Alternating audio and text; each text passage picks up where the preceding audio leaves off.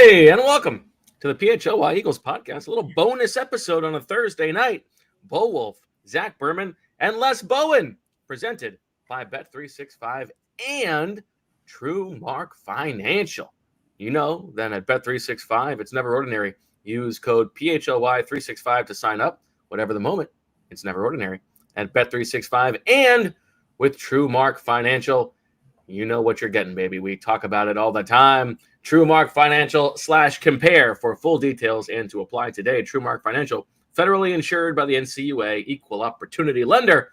And we've got some news, gentlemen. You know, we've had about 4 days this week when the Eagles haven't done diddly poo, but they practiced today and there was some news. Zach, let's do it. Yeah, Brandon Graham was back at practice today on a limited basis officially. Spoke to Brandon after practice, and he expects to be a full participant or participate in team drills at least tomorrow. So Brandon sounded extraordinarily optimistic. It sounds like he's going to play, just like we've been talking about, unless there's some type of like setback or something that is some reason that he can't. But he says he feels good. He keeps saying that this injury feels better than the lower body injuries he's had. It's the best injury he's had, if you can say such a thing. He said he understands the risk, and the risk is re-tearing it. But there's a chance to win the Super Bowl here. He's not worried about the risk. He thinks that's just something that they have to tell him. Les, first of all, how you doing? I'm great, Bo. How are you? I'm doing well. Good to see you. We're very happy that you're going to be joining us in New Orleans next week. Yes, that will be very fun. Let's take some time here to settle in on this Brandon Graham story, because it's wild. I mean, Brandon Graham's his art itself is with the Eagles is ridiculous. You know, he was written off as a bust. Right. He makes the most important play in Super Bowl history. Yes. He's already played more seasons with the team than anyone ever has. And now he might return with this triumphant return in the biggest game of all with Tom Brady there. It's wild. With Tom Brady there. Yeah, that's really cool. Yeah, I hope this happens exactly like he wants it to be. I was struck by, there was something about, didn't he say it was a 4-month? He was told of a 4-month timetable, and it's been 2 months. Yes. Yeah. That bothers me a bit. What can you say about that, Zach?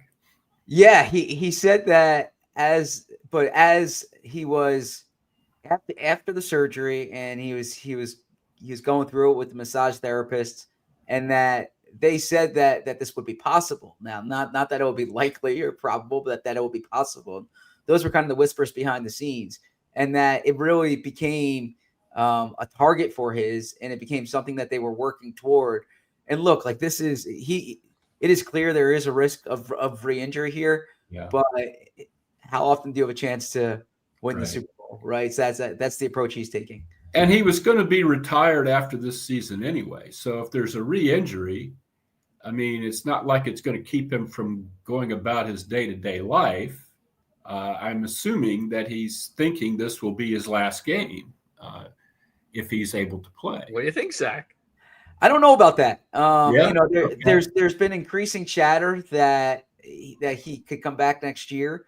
I mean, Vic Fangio has been on the record saying that he wants him back next year. Yeah. I don't think it's going to be something that will be financially burdensome. I do know the Eagles are prepared to make some hard decisions this offseason financially, but I don't think that Brandon Graham will be something that would be prohibitive from a cost perspective. So it's a matter of if he wants to play. Now, as I said, and I've been consistent with this, like, you should play professional sports as long as they let you, as long as you can. It's a good way to make a living, and it's a good life. And then once it's over, there's no getting it back. That's said, you don't want to have regrets. Yeah.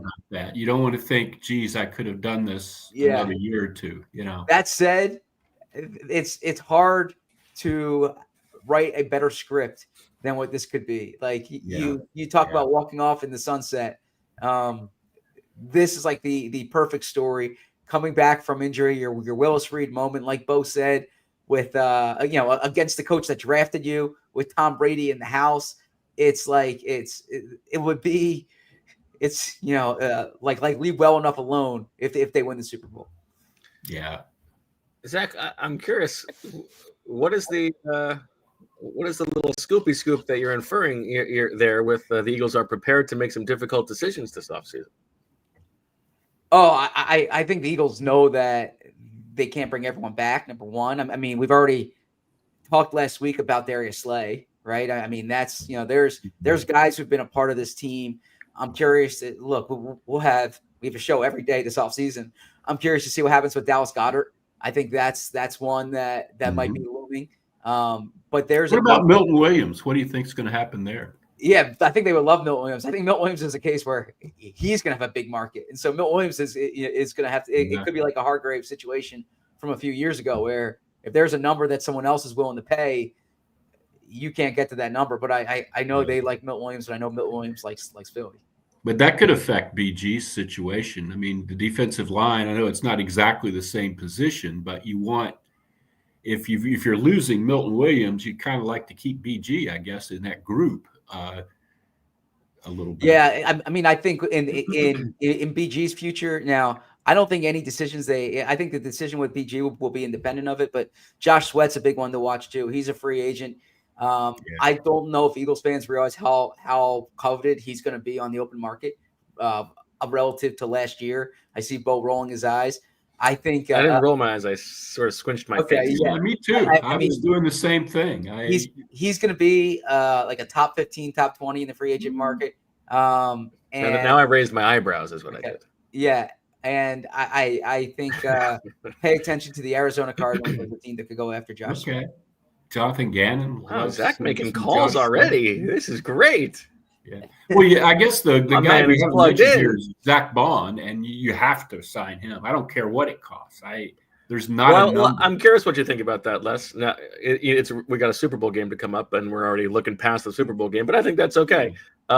Zach Bond, Milton Williams, Mekhi Becton, the three like looming free agents. Will put Josh Sweat to the side because I actually, whether or not he's coveted, I feel like Josh Sweat has probably decided that he'd like to go somewhere that actually wants him, and maybe not in Philadelphia. We'll see if that's how it plays out. I don't know. But let's say those three guys: Milton, Bond, Becton.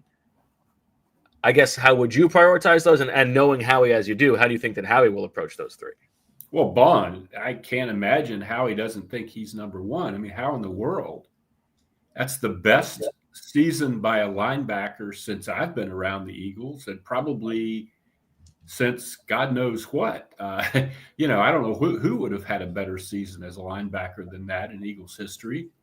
A little bit of concern that it's only 1 year, but does this defense work in any way without Zach Bond? You guys are down there a lot more than I am, but I watch the games and I don't see how that goes. I just can't imagine that they won't sign Zach Bond. And the other two guys are kind of interchangeable a little bit, I guess. I think Becton is amazing as a run blocker. I think I still see him get confused a little bit on twists and stunts as a pass blocker. I still see him take some penalties like that down the field thing a couple weeks ago. That was really a bad penalty to take. They have Tyler Steen. They drafted Tyler Steen to start. I don't think Becton would bother me a whole lot if he left, but I think I would love to have him. I think his reclamation story is a great one, and I think he's done for a guy who never played guard before. That's the one thing I'd be concerned about is can he keep getting better as a guard, and we're iron out those problems that I think he has in pass blocking. And Milt, I love Milt, but, I think Zach was, they'll probably have a number there, and it's not going to be the top of the market probably. Yeah, so my view here on this, they like Bond. Bond likes them. But, and Howie very well, Les, and so do you, Bo. You're looking at a 28-year-old linebacker, okay, who has been outstanding. He's outstanding for not a lot of mileage on him though. No, but I'm just saying in terms of like the time frame that you're paying for, and then you're talking about a 26-year-old defensive lineman and a 26-year-old offensive lineman from like an organizational priority perspective. and again, it's all about the number. One thing I'm curious with Vaughn is if they feel that they could pursue a certain profile of player in the free agent, like a player that they found already. They found it in Vaughn. Not to say you're going to get equal to or the same. Sure, that happens all the time. Let's go out and get another one. But point being, like, are you expecting Zach Vaughn to be it would really be a Howie Roseman exception to spend $16 million or $18 million on a linebacker. And I understand they're not going to have a high-priced corner next year. But this is Vic Fangio's defense. It's not Howie Roseman's defense. This is Howie Roseman's everything. This is especially if they win a Super Bowl. Vic Fangio is going to have a lot to do with whether they win a Super Bowl. And I think Vic can walk away from here in a minute if he wants to. I just can't imagine a universe in which they are not aligned on this. That would be an incredible irony if they win the Super Bowl and then Vic Fangio surprises the Eagles by retiring. Yeah. Well, if you're not going to pay attention to his priorities, and his priority, I don't cover the team every day, but I have a pretty good idea of what he's had in other places. And he's had a linebacker who's like an all-pro. And if you're going to say that, well, that's not Howie's way of doing it, Howie's just going to have to figure it out, I think. Listen, it's not as interesting as the game itself, but I do think that these looming decisions are fascinating. The Bond one to me is, I think if Bond were 25, he would be gone. The Eagles would not match the price tag. Why? Why would that be? I would think they'd be more likely to match the price. Because I think that then he would go for $22 million or whatever, $20 million. The reason that I think Bond could come back is that I don't know that the league is going to be as bullish on the 1-year exception of a guy who is a little bit older and really just excelled in this specific defense. Is this as translatable? The second part, especially. I think there might be some, and he doesn't have. He was a 3rd-round pick, but this is not like Roquan Smith hitting the market. There is not the pedigree there that I think that there might be a little bit more skepticism that brings his price down to where the Eagles would be comfortable, knowing that this specific fit is so good. With Milton, listen, I think I've been saying for 2 years, why haven't they extended Milton Williams yet? Because there was an opportunity to get ahead of it. Who knows if that was even a conversation? If that, I'm sure that at some point they approached that. I think they would like to have Milton Williams back. I do expect that he's going to cost a lot. I think he's going to cost more than Zach Vaughn does. Yeah. And then Becton. I think with Jomo, you could plausibly say that Jomo's there. Whereas with Zach Vaughn, somebody brought up in the comments there on the little greeny thing underneath my face there that Nakobe Dean isn't playing next season. I'll tell you that right now. I think that is a real problem. So what the hell are you going to do? That's just ridiculous to me. Right, you'd have to replace 2 starting linebackers. Yeah, and then the Becton one to me, I think you say we did a great job there. Let's find somebody else to bring into Jeff Stoutland University. I think they like reasonable. Unless it's reasonable. It's just that they're going to have to extend Juergens next year. They're already paying 3 other guys at the top of the offensive line. Hadn't thought about that. You're right. Yeah. You want to pay, and it's like you got to go. You got to go not cheap, but like you got to get something out of somebody somewhere. So one thing I will say about Howie is when Howie drafts somebody to start, like he drafted Tyler Steen, that guy's going to start unless he's really bad, and Tyler Steen's sitting there, so yeah. I think the thing to watch with Becton though, there's 2 things. You mentioned Juergens. I think Juergens is going to be similar to Landon Dickerson last year. I think they're going to sign him to a contract extension like as soon as they can. This off, like I think that would be one even before the market hits that they would try to lock up Juergens. Regarding Becton, the one thing to watch here is if they view Becton as Lane Johnson's replacement, and they want to get ahead of it now because it's really hard to find, it's really hard to find these types of players. And from everything I hear, they really like him behind the scenes. He's fitting well with that group. Now they might think he's more of a guard than a tackle, but if this is to Good use point. something well, Les, if they view this as the Sean Andrews plan, where you're going to be guard and then you're going to move over to tackle. I mean, Mekhi Becton is so young, right? There were players in the draft last year, offensive tackles who were 2 years, only 2 years younger than Becton. Becton, if you drafted at no tackle and you made him wait 3 years, Becton could potentially be the starting right tackle here at age 28 or 29 years old. I agree. 20. So if they view him as potential right tackle, I think that changes the way they could pay him. And of course, this bonus episode presented by TrueMark Financial and Bet365. Download the Bet365 app and use code PHLY365 when you sign up. Whatever the moment, it's never ordinary at Bet365 and visit TrueMark.com/compare for full details and to apply today. TrueMark Financial, federally insured by the NCUA, equal opportunity lender.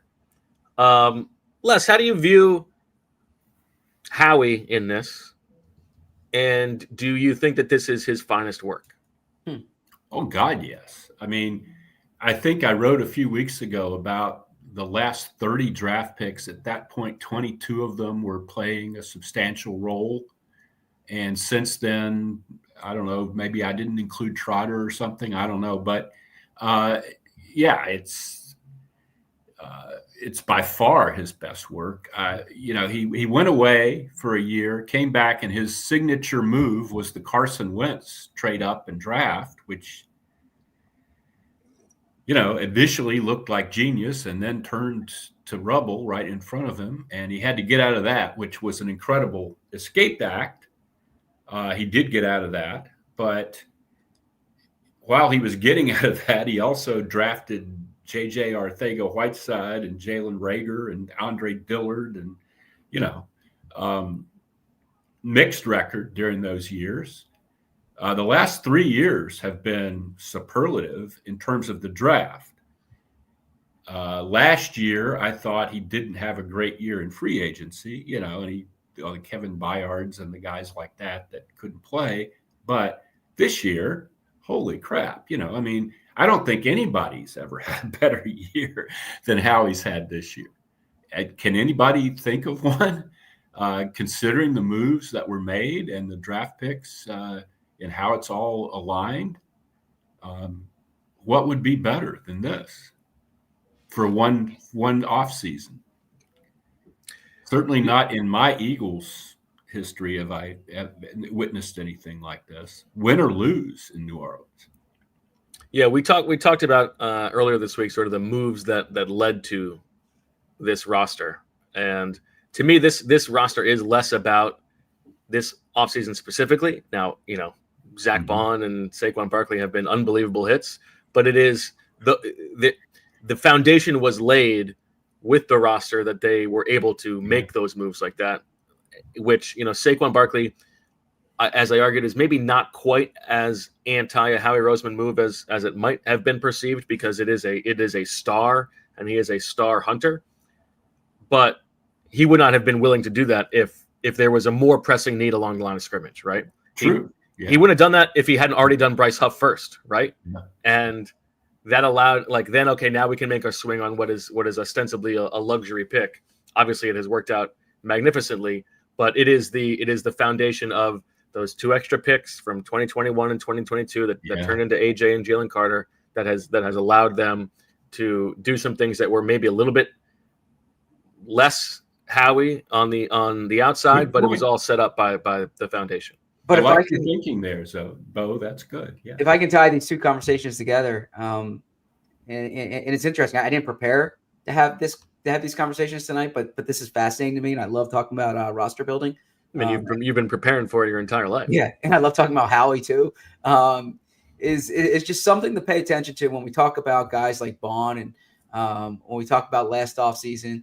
I think that when Howie kind of takes self-inventory of 2020, so 2023, and let's say 2018, I think one thing that he might be careful of is the run it back approach. Like, this guy had a great year last year. Yeah. We need to keep him. And now that wasn't the plan with James Brett. Like, that wasn't That's the thing. He said that in 2023. Yeah. Well, but so that wasn't necessarily the plan. But like, the 2023 offseason would look differently if they signed Zach Allen, let's say, right? Or you know, some of these guys they were looking at. So maybe look, Zach Bond's been incredible, and I think they're going to try to keep him. But maybe they look at what happened to James Bradbury, or they look what happened to Alshon Jeffrey, and they say that like, don't fall in love with the year. There's no comparison of those players. I'm sorry, that's not even. I don't know. James Bradbury was a second team. I think Bradbury is actually a fair comparison. Yeah, James Bradbury was a second team. Really, you do really? Now, he wasn't Defensive Player of the Year candidate, but he was like, I mean, James Bradbury was one of the 4 best corners in football that year, right? If he was second team, now he was viewed as one of the 4 best corners in football. Did you watch the Super Bowl that year? Well, the Super Bowl hasn't happened yet. What if it happens to Bond? No. James Bradbury was a decent player. It was kind of smoke and mirrors.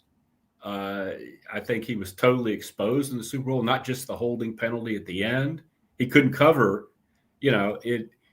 I think Slay was really the star of that secondary. And I think Bradbury's a nice man who's nice, very pleasant to talk to. And he's had some good seasons. He wasn't anywhere close to what Zach Bond has been this year on the field for the Eagles. And neither was Alshon Jeffrey in the Super Bowl year, frankly, even though Alshon was a fine player. But I remember, I was really plugged into what the Eagles were doing after that Super Bowl at the end of the 2017 season. And the decisions they made there, they were talking about much older players in terms of their, the guys they brought back. It was sentimental, but it wasn't really thought out very well. And they didn't have the young infrastructure that they have now behind those players. One of the big negatives when things started going bad in like 2018 and 2019 was they had a really old defense, if you remember, and there was nobody on deck. It was like, what are they going to do now? And that is just not the case today, to me. But the best free agents that they've signed are guys when their value is relatively depressed. Like, you're not paying top of the market for that guy. Or, I mean, Saquon, you're paying top, but like Saquon Barkley's value was a bit lower than it should have been. Hassan Reddick's value was a bit lower than it should have been, right? Like, that's a good thing to be able to do. Yeah. Zach Bond's value will never be higher than it is going into this offseason. That's true. Yeah. Who knows if he plays as well next year under contract to the Eagles, maybe under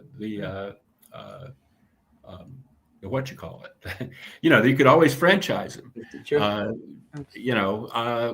If he's this good.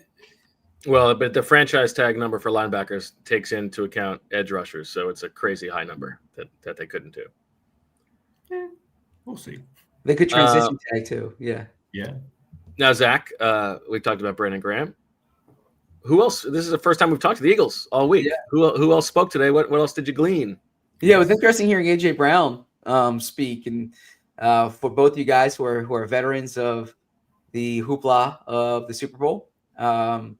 AJ Brown said that he felt like he was a paid actor at the last Super Bowl. He said, like, it was never really about the players. Like, it was never really about the game.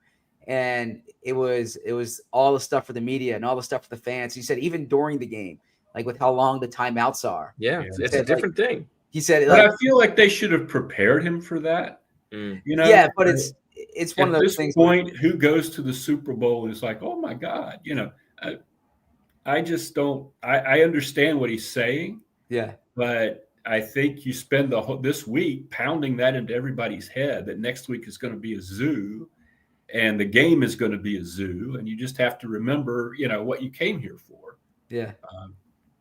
But he said there was a play in that last Super Bowl that is really sticking with him. He didn't want to say what it is in case they run it again. I thought he was talking about the NFC Championship game. Was that the past game, the NFC Championship game? I thought so. Okay. Yeah. All right. Well, then I know there was a play in the NFC Championship game after Austin Eckler fumbled. After Austin Eckler fumbled and they recovered it, there was a play when it would have been a 40-yard touchdown, but he missed the check from Jalen Hurts. Oh. And I know that because AJ Brown said that on Twitch last night. Look at you hanging on Twitch. Yes, I'm not hanging on Twitch. I someone sent that to me actually. So, yeah. Twitchy Zach, Twitchy Twitch. He just said that to like a Commanders fan. He was like the one. I think that is what it is then. Yeah. Yeah. Okay. Yeah. I was wondering if it was the Super Bowl or last game. And then when he said, in case we run it again. But yeah, it adds up. So that's one thing that AJ said. Saquon, I wasn't in on Saquon. I listened back because I was working in the locker room at that point. I found Saquon to be extraordinarily insightful about like an array of topics. Like I was just. It's going to be a runaway this year for the Osprey for Zach's Dovebird of the Year. I mean, Saquon might as well accept that at the NFL honors next week. I was just texting with someone before the show, just how Saquon, how insightful Saquon is. Like how I haven't covered a star. Look at you, you're drooling. I haven't covered a star this like insightful and introspective and helpful since Michael Vick. I mean, well, obviously Jason Kelce was a star. I think of like a skill position player. Right. Like, Zach, you're blushing. I mean, Saquon is a joy to cover. I got to say, Saquon is a joy to cover. Yeah. But some of the things that Saquon said in today, where actually you talk about the hoopla. He was at the Super Bowl when the Eagles played last. He was in Arizona. He was doing the Radio Row thing, and he said fun. But he said, but yeah, this is better. He was actually on the flight back from Arizona when that game happened. He couldn't stand the Eagles. He was like rooting against the Eagles. The Eagles had just knocked him out. But like now that he's with this team, he kind of feels the pain that they felt. He says that he could feel in his own body how it felt for them to see the confetti fall in the wrong color. Mm-hmm. So he talked about that. Yeah, he was asked like sucker for somebody feeling something in their own body. He was asked like how you have this reputation of being such a good teammate. Where does that come from? And he kind of talked about like it's perceived as being a good teammate, but it's just kind of like the way football is. Like it's not being a good teammate when you know that you need others to win. And he said that's something that's kind of lost in today's world when it's like this player versus that player, how much goes into it. And that kind of ties into something he's spoken about on a number of occasions this year. And he talked about today, like he didn't realize how unhappy he was before he got here, or because everyone's, his parents, his friends, his teammates have talked about like how he's smiling more and just how like happy he seems this year.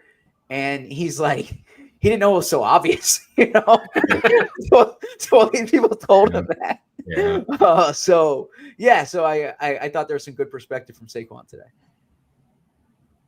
And I haven't listened back to Zach Vaughn or Jordan Mailata yet. I will listen back to those. I will be writing something on AJ. And man, there's so much good stuff to write in so little time. Yeah. Like I feel like this week, I feel like one of those. Not to say like I'm like a head coach, but how like a head coach is like, I just want to get back to like coaching the offense, coaching the defense. Like we, not me, we, Bo, Julia, me, we've been doing so much planning. Then it's like what I like to do is like roll my sleeves up and report and write and talk. And so I'm excited to do the job and not all the other stuff that goes with it. That's fair, but also let's not talk roll your sleeves up like you're, Mr. Blue Collar. Well, quite literally, right? No. I mean, roll my sleeves up and like. Here we go. All right, time to get my fingers dirty. No, I mean, like Saquon Barkley was born on night. I mean, write and report and not deal with like administrative stuff. Right. Of course. Well, this is a little bit of a tangent, but I'll jump in with it anyway because we got a lot of time to fill. We're closing this You don't have bad to boy go in an 5 hour. minutes. Yeah. I'm looking forward to next week because I've only been to the Super Bowl in two guises. One was in 2005 when I was the Daily News, and I worked probably 16 hours a day at the Super Bowl. I didn't go to the media party. I had a nice room there in Jacksonville. Back then, by the way, the beat writers stayed in the team hotel. Yeah, I'm envious. So I would see like Corey Simon or Zach would somebody have been in the slipping his bar. key under Saquon's door. Yeah, or we'd actually have like little things with Andy Reid, like for a few minutes, just the 4 or 5 of us. They don't do that anymore, but but it was I was writing 3 or 4 stories a day. I was exhausted by the end of it. And then I went with Zach and the Inquirer in 2018, and Zach was Zach was writing the Gamer, which I envied him so much for. I would have loved to. Zach did a wonderful job. He prepared for it relentlessly, as he does for everything. And he did a tremendous job, but I envied him that so much. I wanted to do that job more than you'll ever know. But I was kind of off to the side a little bit. I wrote Doug Peterson off the game, which was fine. But, the problem with that setup was there were so many of us from the Inquirer that you fought over who got – if you didn't get to the table quickly, you might not get fed. I mean, it was really hard to find something that was your own every day. So I went 2 extremes. One was I was doing everything. The other was I was kind of like, what am I doing? How do I get in here? I have to find like Zach Ertz's mother, which I did one day. So this will be a little bit different with the PHLY crew. I look forward to actually taking in the week, and being able to sort of choose from the menu a little bit. Yeah. You'll have a lot of creative freedom. That's one thing we can say. Like whatever if there's a story you like. Except for Saquon. You got to leave that to Zach. Can't talk. Yeah. Saquon might be sick of me. If I went up to Saquon on Friday and had a very specific question, and I was like, "All right, Saquon, I'm gonna let you be right now," because it was a follow up to a story I'm trying to think of that I was thinking about for Saquon. So we're looking for 75-degree weather next week in New Orleans. I took a peek. That Minnesota was not quite like that. No. Les, let me ask you this: which Chief story, as a storyteller, as someone who's aware of what Eagles fans like to read and talk about, which is more interesting to you? From if you had an hour with the Chiefs, is it the Andy Reid angle or is it the Carson Wentz angle? Oh, well, those are the two. Mm-hmm.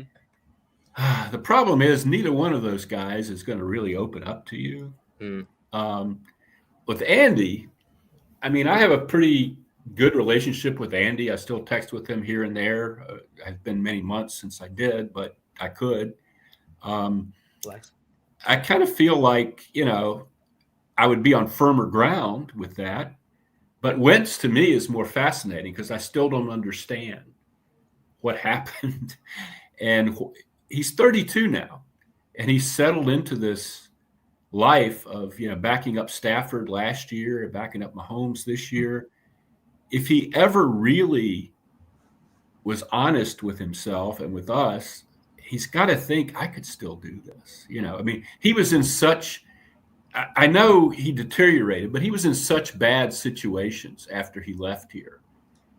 Indianapolis looked like it was going to be a good situation. It really wasn't. Part of that was his fault, but it wasn't.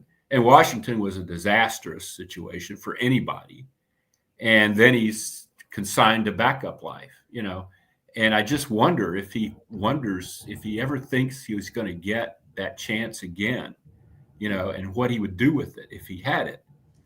I think he has deteriorated physically, and he wouldn't be what he was 7 years ago. But I would find that more fascinating than Andy, because I know Andy's not. We had the Andy thing 2 years ago. Yeah. Yeah, Andy's not going to talk about the things I would love to talk to Andy about, and I don't want to get in trouble here, even though this is a podcast and not a broadcast network, but about his family and the toll on him and what has happened with his family and his sons and how he processes that and how he's got these 3 Super Bowls, but this horrible burden. And I don't think I'm going to be able to talk to Andy about that. So, but yeah, is it incredible that the guy who created the Eagles of the modern era as much as anyone else, who coached them for 14 years, has now been the coach that they faced in 2 of the last 3 Super Bowls? It's crazy. That's ridiculous. It really is. It's absurd. It's crazy that he's the best coach in franchise history and is a better coach somewhere else. Yeah, because of Patrick Mahomes, largely. Sure, but yeah, he's a very good coach. When he got to Kansas City, they'd had a hard time making the playoffs for a while. Got them right into the playoffs. Didn't have a lot of success. Didn't win any AFC championships or anything until he got Patrick Mahomes. Several years in, I went and covered a playoff game there for the Inquirer. They lost to the Steelers, and it was the same, time problems handling the clock. They had a lead, they blew it. Until Mahomes arrived, and I'm not denigrating Andy when I say this, but Mahomes was the difference for him, and I would imagine he would acknowledge that, if you asked him. Otherwise, he's a guy who knows how to get teams, into shape and knows how to create a winning culture, but I don't know that he knows how to win championships on his own. All right, we're gonna get ready to put this bad boy to bed. We're gonna have a lot more time to discuss these angles next week. We're going double barrel action. That's the plan from Radio Row. But we do have a super chat first. Chase Daniel Plainview says, have the head coach regimes of Johnny Gans and Shane Steichen changed your perspective of the 2021-2022 years? Have they not had success because their orgs are weird and dysfunctional? Good question. I think in Shane's case that this year was a clear step back, right? I mean, he was there for his offensive mind. He handpicked his quarterback. They showed promise last year, primarily playing with the backup quarterback. And then this year was a disaster from a quarterback development perspective, right? They benched their quarterback mid-season for a game. They put him back in. They kind of collapsed at the end when they had a chance to make a run. But in Gannon's case, I think the Cardinals were viewed as like more of a rebuild at the time than Indianapolis. And well, they did show progress from year 1 to year 2. But still, it doesn't change the way I view it, because being a coordinator is different than being a head coach. I don't think that was a team that was, if anything, I think it should make Eagles fans appreciate Sirianni. That maybe Sirianni's not built up by his assistants. Maybe Sirianni has something to do with Eagles' success. Yeah, that's very well said. I would say I don't like the Indianapolis organization, and I think it's been a graveyard for coaches here lately. I think Irsay is kind of a nut, and I don't think the general nicest thing anyone said about it. I don't know how much of it is Shane Steichen's fault, but on the other hand, I think Gannon's done a pretty good job. I think that is another organization that's just really – it's never done anything, really. It's gotten to the Super Bowl on a fluke here and there. But yeah, I saw a video come across my timeline of Larry Fitzgerald surprising Michael Bidwell yesterday to let him know that he had been inducted into the Arizona Sports Hall of Fame. I mean, what a low bar that's got to be. Ooh, yeah. But I'm guessing there's some funding by the Bidwell family behind that. I think Gannon's done a pretty good job there. Again, I don't think they had a great team, and I still don't think they have a great team. But they're kind of like Gannon. They're kind of bad. I think Gannon's a little bit of an up and down kind of guy, and they're an up and down team, frankly. They're an emotional team. They're dangerous, but when at the end of the year comes around, you don't see them. I think he's done a fine job. They haven't really. I don't think he's done a bad job, and I don't know about Steichen. I just think that's that organization. Yeah, I mean the whole Richardson thing is kind of ridiculous. You can't take like the guy with the least experience for a first round quarterback in NFL history and then have that short of a leash with him. Right, and you don't have the people around him. You know, you just don't.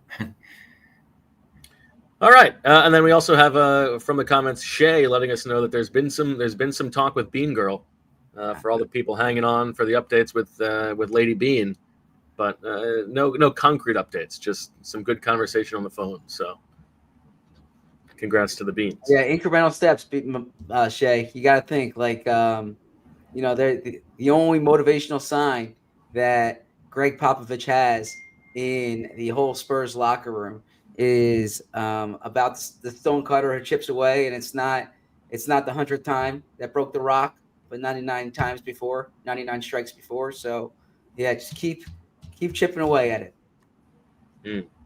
What's your favorite bean, Zach?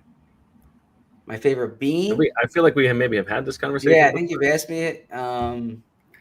Well, that's really sad when you get to the point where you've asked someone what their favorite bean is on more than one occasion. I'm not a coffee guy.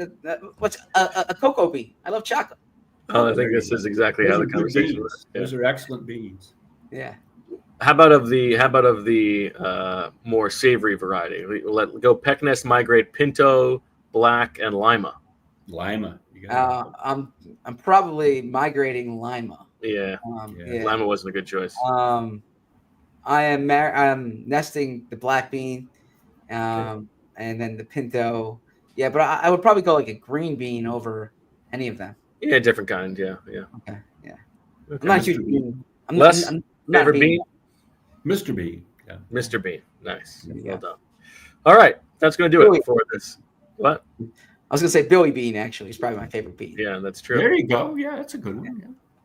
That'll do it for this bonus episode of the PHLY Eagles podcast presented by Bet365 and TrueMark. We are back for one last show this week tomorrow at 2:00. The Professor Dane is joining us in studio, and then we are off to Nolans. And we've got a lot of stuff to do, a lot of work to do, a lot of content to bring you. So buckle up. We will be ready. Lentils. Some love for lentils coming in. At the last now, are lentils beans or are they peas? I don't think that lentils are beans. I could be wrong. Edamame, Yeah. All right. We're good for tonight's show. Garbanzo, of course. That'll do it for this episode. Thanks to everybody for watching. Thanks to Juliet for making it happen. And as always, we love you. We all silly like the mayor.